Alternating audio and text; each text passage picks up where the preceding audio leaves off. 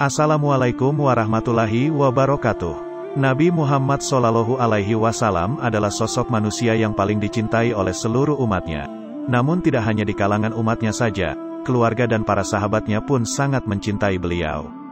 Sebagai sahabat yang hidup sezaman dengan Nabi dan menjalani hari-hari bersama Nabi, tentunya sifat dan karakter seorang sahabat Nabi pun tidaklah jauh berbeda dengan akhlak mulia Nabi itu sendiri. Meneladani sosok para sahabat Nabi pastilah sangat baik karena mereka juga dikenal mempunyai suri tauladan yang baik dan patut dicontoh bagi generasi berikutnya terutama umat muslim. Sebenarnya masih ada banyak lagi sosok sahabat Nabi yang memiliki kepribadian dan akhlak yang baik yang dapat dijadikan contoh bagi generasi umat muslim di masa kini dan mendatang, supaya turut memberikan dampak positif dan menginspirasi umat manusia di seluruh dunia dalam menjalankan kebaikan. Umar bin Khattab adalah seorang khalifah yang sangat terkenal. Perjalanan hidupnya adalah teladan yang diikuti, dan kepemimpinannya adalah sesuatu yang diimpikan. Banyak orang saat ini memimpikannya, kiranya Umar hidup di zaman ini dan memimpin umat yang tengah kehilangan jati diri. Umar bin Khattab bin Nafil bin Abdul Uzza atau lebih dikenal dengan Umar bin Khattab adalah salah seorang sahabat Nabi Muhammad SAW yang juga adalah khalifah kedua Islam. Umar juga merupakan satu di antara 4 orang khalifah yang digolongkan sebagai khalifah yang diberi petunjuk, Khulafaur Rasyidin. Umar dilahirkan di kota Mekah dari suku Bani Adi, salah satu rumpun suku Quraisy, suku terbesar di kota Mekah saat itu. Ayahnya bernama Khattab bin Nufail al-Sim al-Quraisy dan ibunya Hantamah binti Hashim, dari marga Bani Mahzum. Umar memiliki julukan yang diberikan oleh Nabi Muhammad SAW yaitu Al-Faruq yang berarti orang yang bisa memisahkan antara kebenaran dan kebatilan. Keluarga Umar tergolong dalam keluarga kelas menengah. Ia bisa membaca dan menulis, yang pada masa itu merupakan sesuatu yang langka. Umar juga dikenal karena fisiknya yang kuat di mana ia menjadi juara gulat di Mekah. Sebelum memeluk Islam, Umar adalah orang yang sangat disegani dan dihormati oleh penduduk Mekah. Sebagaimana tradisi yang dijalankan oleh kaum jahiliyah Mekah saat itu, Umar juga mengubur putrinya hidup-hidup sebagai bagian dari pelaksanaan adat Mekah yang masih barbar. Setelah memeluk Islam di bawah Nabi Muhammad SAW, Umar menyesali perbuatannya dan menyadari kebodohannya saat itu sebagaimana diriwayatkan dalam satu hadits, "Aku menangis ketika menggali kubur untuk putriku. Dia maju dan kemudian menyisir janggutku." Umar juga dikenal sebagai seorang peminum berat. Beberapa catatan mengatakan bahwa pada masa pra-Islam, jahiliyah, Umar suka meminum anggur. Setelah menjadi seorang muslim, ia tidak menyentuh alkohol sama sekali, meskipun belum diturunkan larangan meminum khamar, yang memabukkan, secara tegas. Umar bin Khattab memeluk Islam. Ketika Nabi Muhammad SAW menyebarkan Islam secara terbuka di Mekah, Umar bereaksi sangat antipati terhadapnya. Beberapa catatan mengatakan bahwa kaum muslim saat itu mengakui bahwa Umar adalah lawan yang paling mereka perhitungkan. Hal ini dikarenakan Umar yang memang sudah mempunyai reputasi yang sangat baik sebagai ahli strategi perang dan seorang prajurit yang sangat tangguh pada setiap peperangan yang ia lalui.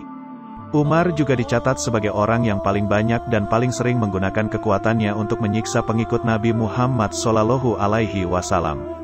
Pada puncak kebenciannya terhadap ajaran Nabi Muhammad SAW, Umar memutuskan untuk mencoba membunuh Nabi Muhammad SAW. Namun saat dalam perjalanannya ia bertemu dengan salah seorang pengikut Nabi Muhammad SAW bernama Nuaim bin Abdullah yang kemudian memberinya kabar bahwa saudara perempuan Umar telah memeluk Islam, ajaran yang dibawa oleh Nabi Muhammad SAW yang ingin dibunuhnya saat itu. Karena berita itu, Umar terkejut dan pulang ke rumahnya dengan maksud untuk menghukum adiknya.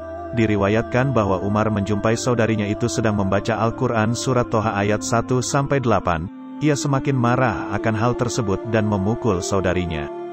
Ketika melihat saudarinya berdarah oleh pukulannya, ia menjadi iba, dan kemudian meminta agar bacaan tersebut dapat ia lihat. Diriwayatkan Umar menjadi terguncang oleh apa yang ia baca tersebut. Beberapa waktu setelah kejadian itu Umar menyatakan memeluk Islam. Tentu saja hal ini membuat hampir seisi Mekah terkejut karena seseorang yang terkenal paling keras menentang dan paling kejam dalam menyiksa para pengikut Nabi Muhammad SAW kemudian memeluk ajaran yang sangat dibencinya tersebut. Akibatnya Umar dikucilkan dari pergaulan Mekah dan ia menjadi kurang atau tidak dihormati lagi oleh para petinggi Quraisy yang selama ini diketahui selalu membelanya. Kisah Umar bin Khattab bertemu iblis. Rasulullah Shallallahu Alaihi Wasallam berkata kepada Umar, "Wahai Umar, engkau tidak akan pernah berjalan kecuali setan akan menyingkir dari jalan yang kamu lewati." Diceritakan dari Muhammad bin Abu Mansur, dari Abu Al-Husain bin Abdul Jabbar, dari Ahmad bin Abdullah Al-Anmati, dari Ahmad bin Al-Husain Al-Marwazi, dari Ahmad bin Harits bin Muhammad Al-Marwazi, dari kakeknya Muhammad bin Abdul Karim, dari Al-Haytham bin Adi, dari Abu Ashim Muhammad bin Abu Ayyub Al-Sakafi, dari Al-Syabi, dari Abdullah bin Mas'ud berkata, salah seorang dari sahabat Rasulullah Shallallahu Alaihi Wasallam bertemu setan di salah satu lorong di Madinah. Bangsa jin menantang untuk bertarung, maka bangsa manusia bertarung dengan jin. Maka terjadilah pertarungan antara sahabat dan setan, maka setan kalah dan ditekan dadanya dengan kaki salah seorang sahabat. Lantas, salah seorang sahabat itu berkata, "Saya melihatmu kurus kering seperti lengan seekor anjing, apakah kamu manusia atau jin?" Maka jin itu menjawab, "Saya lebih pintar dari mereka semua." Maka salah seorang sahabat berkata, "Saya tidak akan melepaskanmu sampai kamu memberitahu saya, dengan apa kita meminta perlindungan dari kamu semua." Jin menjawab, "Dengan ayat kursi." Salah seorang bertanya kepada Abdullah bin Mas'ud, "Siapakah laki-laki itu? Apakah dia Umar?" Maka Ibnu Mas'ud menjawab, "Kira-kira itu adalah Umar." Kisah Umar bin Khattab dan Sungai Nil. Dikisahkan Sungai Nil kering, air tidak mengalir. Upaya penduduk Mesir agar Sungai Nil kembali mengalir adalah dengan membuang seorang gadis perawan setahun sekali ke dalam Sungai Nil sebagai tumbal. Ketika Islam mulai menaklukkan kota Mesir pada pemerintahan Khalifah Umar bin Khattab, Sungai Nil kembali tidak mengalir. Saat itu, sahabat yang diutus menjadi gubernur Mesir adalah Amr bin Ash. Para penduduk Mesir pun pergi menjumpai Amr bin Ash tentang masalah yang mereka hadapi. "Wahai pemimpin, Nil kita selama setahun ini tidak mengalir kecuali dengan cara ini. Dengan apa? Jika sudah malam ke-12 di bulan ini, kami akan melemparkan seorang gadis perawan dari orang tua yang rida anaknya dijadikan tumbal, dan gadis itu kami pakaikan perhiasan dan baju yang bagus, lalu kami buang gadis itu ke Sungai Nil ini." Sungguh, ini adalah perbuatan yang tidak dibenarkan Islam. Islam menghancurkan praktek-praktek sebelum datangnya Islam, jahiliyah. Penduduk Mesir pun mau mendengarkan arahan Amr, dan mereka mampu bertahan selama 3 bulan dengan kondisi Sungai Nil tidak mengalir dengan aliran kecil maupun deras, hingga mereka berencana mau pergi dari Mesir. Lalu, Amr bin Ash mengirim surat kepada Umar bin Khattab mengenai kondisi di Mesir. Dan Umar pun membalas surat Amr, "Sungguh, benar apa yang telah engkau lakukan, dan aku mengirim kepadamu juga sebuah surat di dalam suratku ini, maka lemparkanlah surat itu ke dalam Sungai Nil." Lalu Amr mengambil sebuah surat yang tertulis di dalamnya, "Dari hamba Allah, Umar Amirul Mukminin kepada Sungai Nilnya penduduk Mesir. Jika engkau mengalir seperti sebelumnya dan atas urusanmu, maka janganlah mengalir, karena kami tidak butuh denganmu. Dan jika kamu mengalir karena perintah Allah yang Maha Esa dan Maha Kuasa, Dialah yang mampu mengalirkanmu, maka kami memohon kepada Allah agar mengalirkanmu." Amr bin Ash pun melemparkan surat Umar itu ke dalam Sungai Nil. Dan di malam harinya Allah Subhanahu wa Ta'ala telah mengalirkan Sungai Nil 16 zira, dan Allah Subhanahu wa Ta'ala telah memutus masa paceklik penduduk Mesir hari itu. Kisah Umar bin Khattab dan penggembala. Abdullah bin Dinar meriwayatkan bahwa suatu ketika dia berjalan bersama Khalifah Umar bin Khattab di dekat Makkah. Kemudian mereka bertemu dengan seorang anak laki-laki penggembala yang sedang menggembalakan sekawanan domba. Khalifah Umar berkata kepadanya, "Juallah seekor domba kepadaku." "Domba-domba ini bukan milikku, tapi milik tuanku," ujar anak laki-laki itu menjawab. Kemudian untuk menguji anak penggembala itu, Khalifah Umar berkata lagi, "Bukankah engkau bisa mengatakan kepada tuanmu itu bahwa serigala telah menyambar salah satu di antaranya, dan tuanmu itu tidak akan mengetahui apa-apa mengenai hal itu?" "Tidak, memang ia tidak akan tahu," kata anak itu, "tapi Allah akan mengetahuinya." Mendengar perkataan penggembala itu, Khalifah Umar pun menangis dan mendatangi majikan anak laki-laki itu untuk membelinya dan kemudian membebaskannya. Kemudian Khalifah Umar berkata lagi kepada si anak penggembala domba itu, "Ucapanmu itu telah membuatmu bebas di dunia ini dan akan membuatmu bebas pula di akhirat." Kehidupan di Madinah. Pada tahun 622 Masehi, Umar ikut bersama Nabi Muhammad SAW dan pemeluk Islam lain berhijrah, migrasi, ke Yasrib, sekarang Madinah. Ia juga terlibat pada Perang Badar, Uhud, Khaybar serta penyerangan ke Syria. Pada tahun 625 Masehi, putrinya, Hafsah, menikah dengan Nabi Muhammad SAW. Ia dianggap sebagai seorang yang paling disegani oleh kaum muslim pada masa itu karena selain reputasinya yang memang terkenal sejak masa pra-Islam, juga karena ia dikenal sebagai orang terdepan yang selalu membela Nabi Muhammad SAW dan ajaran Islam pada setiap kesempatan yang ada, bahkan ia tanpa ragu menentang kawan-kawan lamanya yang dulu bersama mereka ikut menyiksa para pengikutnya Nabi Muhammad SAW. Masa kekhalifahan Abu Bakar As-Siddiq. Pada masa Abu Bakar As-Siddiq menjabat sebagai khalifah, Umar merupakan salah satu penasehat kepalanya. Setelah meninggalnya Abu Bakar As-Siddiq pada tahun 634 Masehi, Umar ditunjuk untuk menggantikan Abu Bakar As-Siddiq sebagai khalifah kedua dalam sejarah Islam. Selama pemerintahan Umar, kekuasaan Islam tumbuh dengan sangat pesat. Islam mengambil alih Mesopotamia dan sebagian Persia dari tangan dinasti Sasanid dari Persia, yang mengakhiri masa kekaisaran Sasanid serta mengambil alih Mesir, Palestina, Syria, Afrika Utara dan Armenia dari kekaisaran Romawi, Bizantium. Saat itu ada dua negara adidaya yaitu Persia dan Romawi.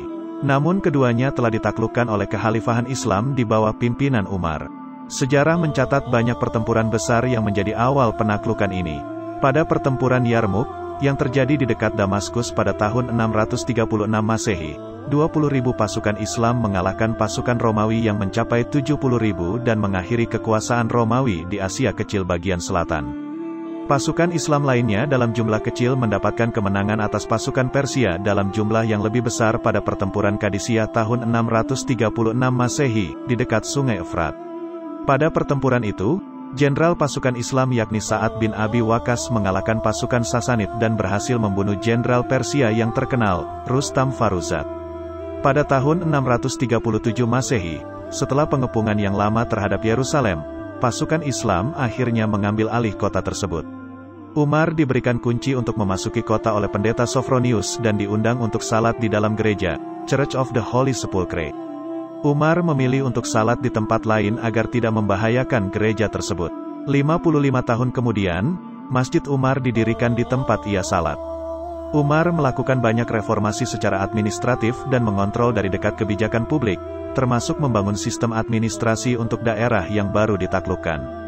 Ia juga memerintahkan diselenggarakannya sensus di seluruh wilayah kekuasaan Islam. Tahun 638 Masehi, ia memerintahkan untuk memperluas dan merenovasi Masjidil Haram di Mekah dan Masjid Nabawi di Madinah. Ia juga memulai proses kodifikasi hukum Islam. Umar dikenal dari gaya hidupnya yang sederhana. Alih-alih mengadopsi gaya hidup dan penampilan para penguasa di zaman itu, ia tetap hidup sangat sederhana. Pada sekitar tahun ke-17 Hijriah, tahun keempat kekhalifahannya, Umar mengeluarkan keputusan bahwa penanggalan Islam hendaknya mulai dihitung saat peristiwa hijrah.